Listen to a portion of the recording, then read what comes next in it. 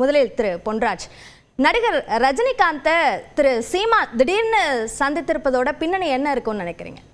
Ravindran Duraisamy chart தான் கேட்கணும், அவர் தான் கூட்டு போயிருக்காரு. நிச்சயமா அடுத்து அவர் தான். அதாவது நார்மலாக திரு ரஜினிகாந்த் அவர்களை எனக்கு நல்லா தெரியும்.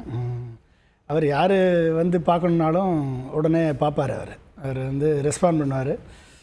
அதுபோல் அது ஒரு மரியாதை நிமித்தமான ஒரு சந்திப்பாக தான் நான் நினைக்கிறேன். அது வந்து ஒருவேளை பின்னணியில் அரசியல் பேசியிருக்கலாம், ஆனால் அது ஒரு கேஷுவலான சந்திப்பாக தான் எனக்கு கிடைத்த தகவல். இது ஒரு கேஷுவலான சந்திப்பு. அதில் ரஜினிகாந்தை பொறுத்த வரைக்கும் இது கேஷுவலான சந்திப்பு. சீமான் அவர்களை பொறுத்த வரைக்கும் ஏன்னா இவ்வளோ நாளாக சந்திக்கலாம், இவ்வளோ நாளாக தீவிரமாக ரஜினிகாந்த் அவர்களது வருகையை எதிர்த்து மிகவும் தீவிரமாக அரசியல் பேசியவர் திரு சீமான் அவர்கள். அவரது வருகையை வந்து தீவிரமாக எதிர்த்தவர். அதே நேரத்தில் அவரை பற்றி நல்ல விஷயங்களையும் சொல்லியிருக்கார் சீமான். அதனால் வந்து அவரை இந்த நேரத்தில் சந்திப்பது வந்து ஒரு சில கேள்விகளை எழுப்பியது நியாயமான கேள்விகள் தான். ஏன்னா விஜய் அவர்கள் அரசியலுக்கு வருகையும் விஜயை வரவேற்ற திரு சீமான் அவர்கள் வந்த பின்பு அவரது கொள்கைகள் தமிழ் தேசியமும் திராவிடமும் இரு கண்கள் என்று சொன்ன வார்த்தைக்கு அந்த கொள்கையை எதிர்த்து முழக்கமிட்டதும் எல்லாருக்கும் தெரியும்.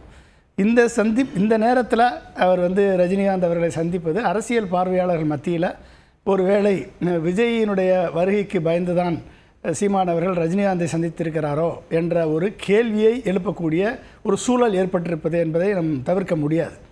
அந்த சூழல் ஏற்பட்டு இருக்கிறது. இது வந்து என்னையை பொறுத்த வரைக்கும் சீமானுக்கு ஒரு ட்ராபேக்கு தான்.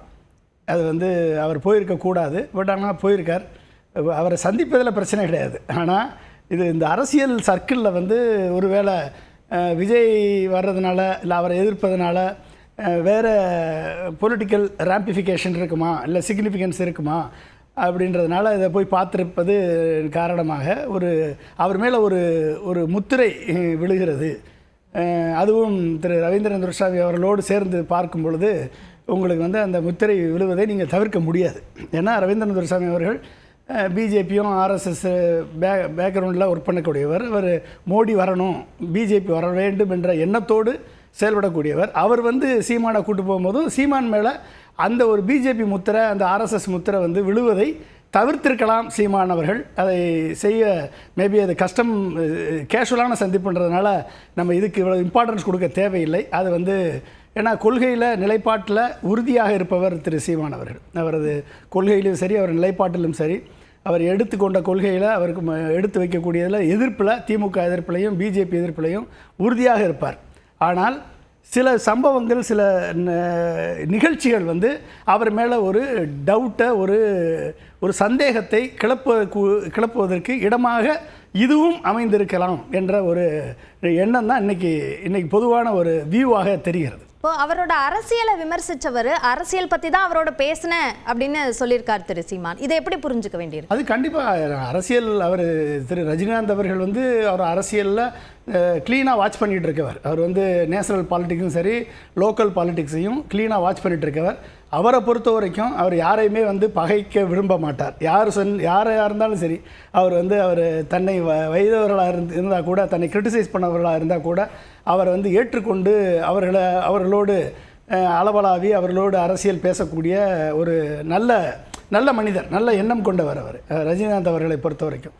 அவர் வந்து அவரது செயல்கள், அவரது பேச்சுகள், சில பேச்சுகள் வந்து பிஜேபிக்கு ஆதரவாக, மோடிக்கு ஆதரவாக இருந்தால் கூட அவர் வந்து அந்த சூழலை அவர் எடுக்க விரும்பவில்லை.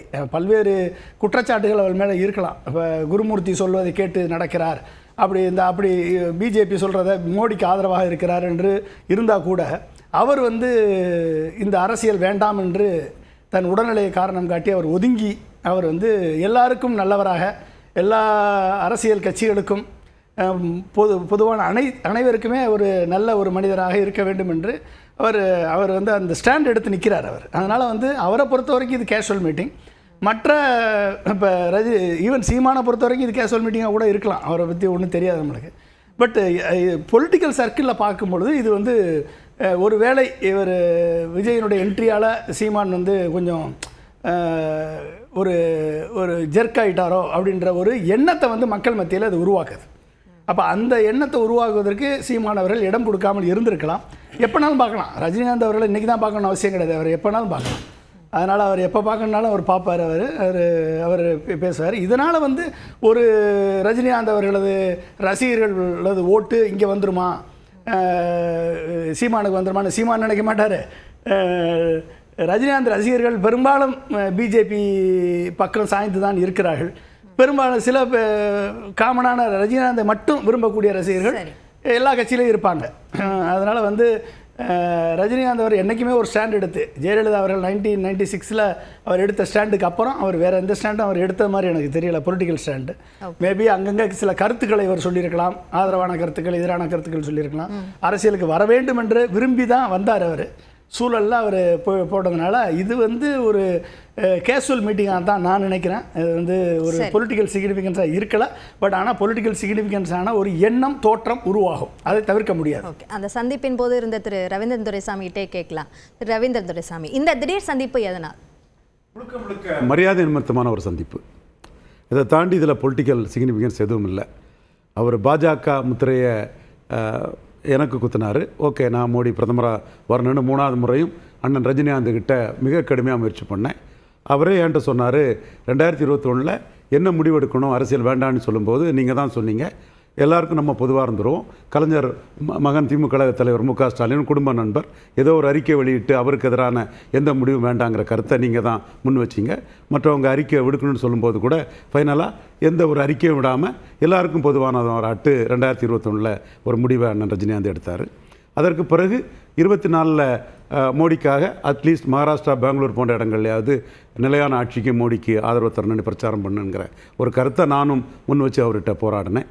அப்போ அவர் 2021 அவர் எடுத்த முடிவையே சொல்லி நீங்கள் அந்த முடிவை சொன்னீங்க. இப்போ என்ன அரசியல் இதில் வந்து ட்ராக் ஆன் பண்ணாதீங்க, நான் அரசியலுக்கு அப்பாற்பட்டவன், எல்லோரும் நண்பர்கள், எல்லோரும் எனக்கு வேண்டியவர்கள்ங்கிற ஒரு கருத்தை தான் முன்னெடுத்தார். ஸோ 2 தேர்தல்களில் பொதுவான ஒரு மனிதராக தான் ரஜினிகாந்த் இருக்கிறாரு. அவர் அந்த இயக்கத்துக்கு ஆதரவு, இந்த இயக்கத்திற்கு எதிர்ப்புங்கிற எண்ண ஓட்டம் இல்லை. மோடிக்கு ஆதரவு எதையும் கொடுக்கல. அதே வேளையில் ராமர் கோயில் விழாவில் கலந்துக்கிட்டார். தமிழக முதல்வர் மு.க. ஸ்டாலின் அவர்கள் மிக அதிக முக்கியத்துவத்தை அண்ணன் ரஜினிகாந்த் அவர்கள் கொடுக்குறாரு. ரஜினிகாந்த் அவர்களும் திமுக தொடர்பான, அதாவது அரசு தொடர்பான நிகழ்வுகளில் ஒரு உயரிய முக்கியத்துவத்தை பெறுறாரு. அந்த வகையில் இன்னைக்கு மத்திய ஆளக்கூடிய பாஜக மோடினாலும் சரி, மாநிலத்தை ஆளக்கூடிய தமிழக முதல்வர் மு.க. ஸ்டாலினாலும் சரி, ரஜினிகாந்துக்கு ஒரு முக்கியத்துவத்தை கொடுக்குறாங்க. அதை தொடர்ந்து இன்னைக்கு 8% வாக்கை நிரூபித்த சீமான்கிறவர் இஸ் எ ப்ரூவ்டு லீடர். இன்றைக்கி ஒரு நிரூபிக்கப்பட்ட ஒரு கட்சியோட மாநில தலைவர் 1, 4, 7, 8 உயர்ந்துட்டு இருக்கிறாரு. என்னோட அனுமானப்படி மக்களவைத் தேர்தலில் 8 உயர்ந்தவர் இஷ்யூ பேஸ்டாக சட்டமன்ற தேர்தலில் இதோட அதிகம் உயர்வார். கமலஹாசன் வரும்போது சீமானுக்கு கொள்கை ரீதியாக நிற்கிறார் சீமான்ங்கிற ஒரு இமேஜ் உயர்ந்த மாதிரி இப்போ புதிதாக வரக்கூடிய விஜய் கம்பேரிசனும் சீமானுக்கு ஒரு உயர்வை கொடுக்குன்னு தான் நான் கருதுகிறேன்.